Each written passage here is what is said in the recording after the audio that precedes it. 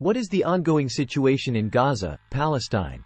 The Gaza Strip, a Palestinian territory on the Mediterranean coast, has been embroiled in conflict for decades.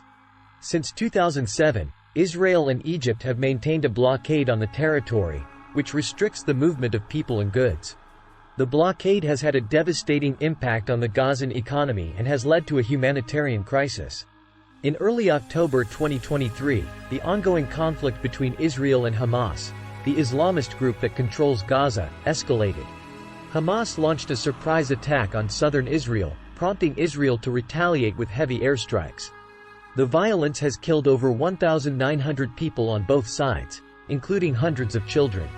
The humanitarian situation in Gaza is dire. Over 260,000 people have been displaced from their homes by the Israeli airstrikes, and many are living in makeshift shelters or in the open. The blockade has also made it difficult for humanitarian aid to reach Gaza. The United Nations has called for an immediate ceasefire, but both sides have so far refused to comply. The international community has condemned the violence and urged both sides to return to the negotiating table. No, the question is, what is the impact of the conflict on civilians? The ongoing conflict has had a devastating impact on civilians in Gaza. The Israeli airstrikes have destroyed homes, schools, hospitals, and other infrastructure. Thousands of people have been killed or injured, and many have lost their loved ones and their livelihoods. The blockade has also made it difficult for civilians to access basic necessities such as food, water, and medicine.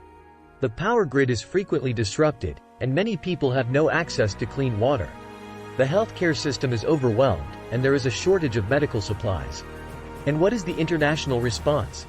The international community has condemned the violence and urged both sides to return to the negotiating table.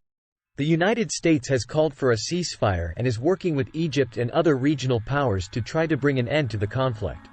The United Nations has also called for a ceasefire and has warned of a humanitarian crisis in Gaza. The UN Security Council has met several times to discuss the conflict, but has been unable to agree on a resolution. So the conclusion is, the ongoing conflict in Gaza is a tragedy for the Palestinian people. The Israeli blockade and the Hamas rocket attacks have caused immense suffering and loss of life. The international community must do more to bring an end to the conflict and to help the people of Gaza.